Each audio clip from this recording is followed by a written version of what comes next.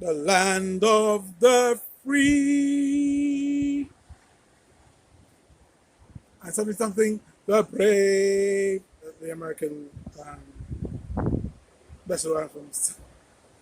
Sorry for butchering it up, but that word free, freedom, or freedom. Freedom. Freedom is this buzzword, this propaganda word that has been sent all around the United States of America.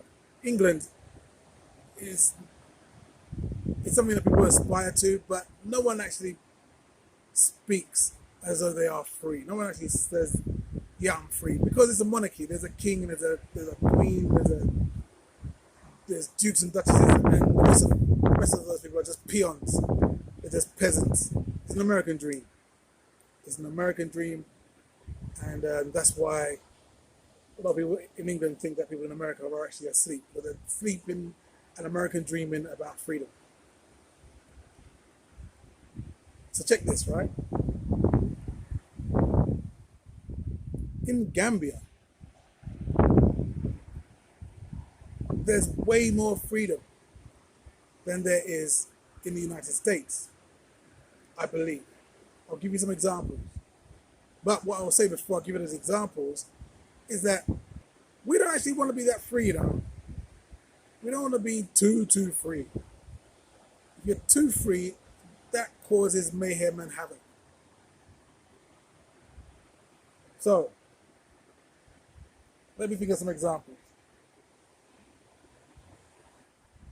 In Gambia, for example, there's a lot of people who, when you have your home, you have your land, you build a wall around your land, and then what you'll do is, whichever part is facing the road, you'll create a little window in that part of the wall, build a little hut, and you'll have a shop, you have a business that you've created on the road, and I mean local, back behind where there's no cars and stuff, right? They'll have a little shop there. They'll go into town, buy what they need, bring it to the shop, and they'll sell from their home. And a lot of people do that.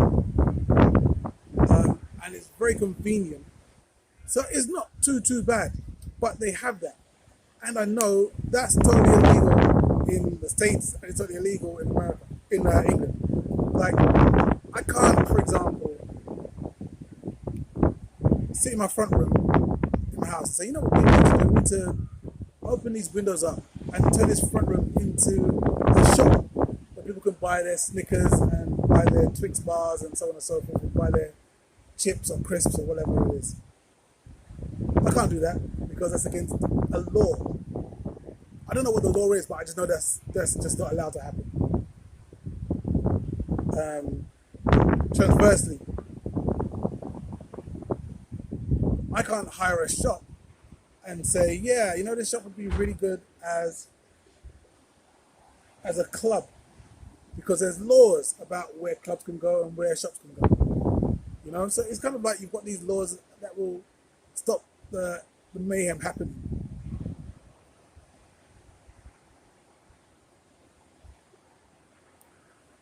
There are laws like, for example, when you have your house, if you have some land, you couldn't build like a second house on your property. You couldn't build on your land. You cannot build like a tiny home on your land and then rent that out. It'd be really useful to do that, because the rental income you can get from the house on your property would allow you to at least part pay your mortgage payments on your house. But that's illegal. Basically, any way in which you can make yourself financially free, financially, disassociate yourself from the system, where they can't catch all your tax dollars, tax pounds, tax euros, they made it illegal.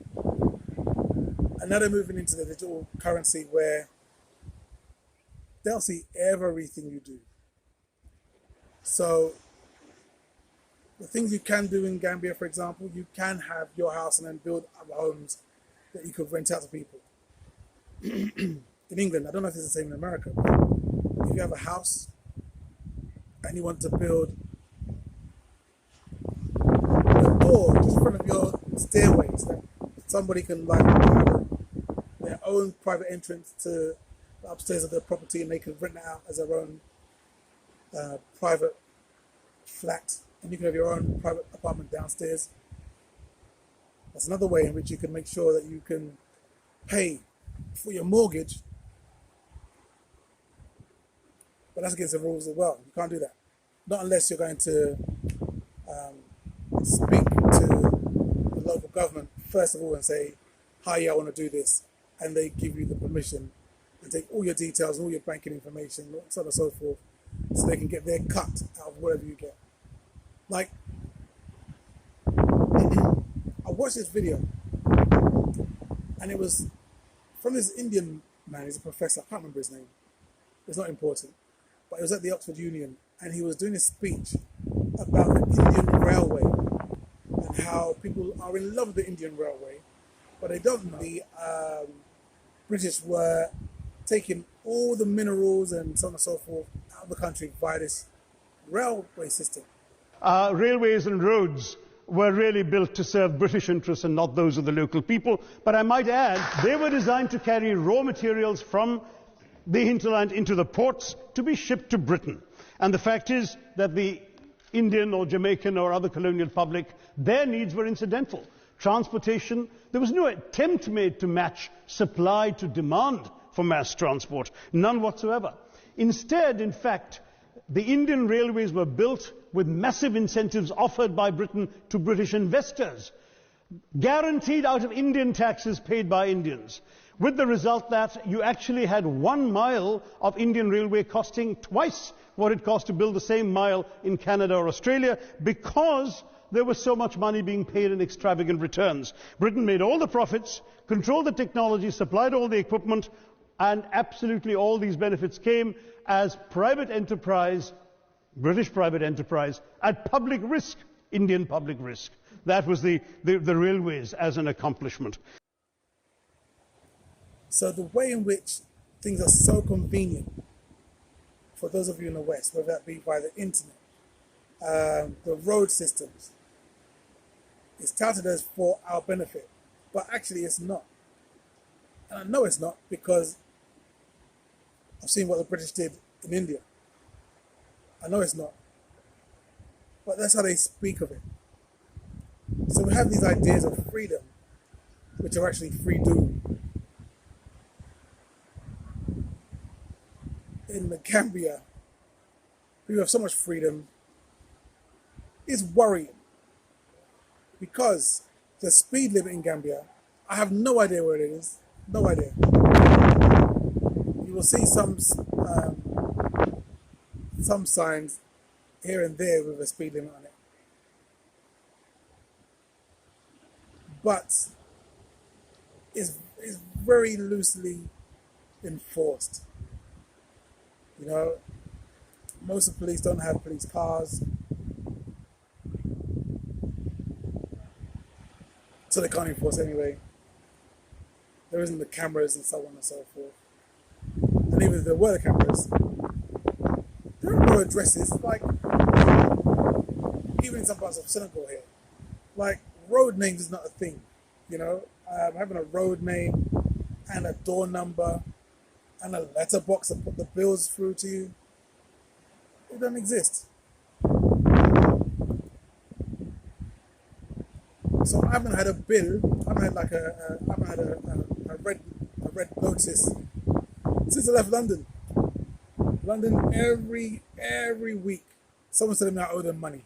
I'm thinking, yeah, I'm getting to the bottom, I'm sorting my money out. I'm cool. I'm not that cool at all, because someone will be like, oh yeah, remember that library book you took out in 2002? You still owe money in that library book. It's a madness. But they don't have it in the Gambia. They don't have it in some parts of here in Senegal. So that's very kind of interesting about this conversation about being free and actually not being that free at all. Whereas people who are free, I don't think I'm too much of a fan of that either. It's kind of like, you know, you got to get somewhere in the middle. Have a think about it. It's just my thoughts on the day. It's your brother Marley, and until next time, you take care. Peace.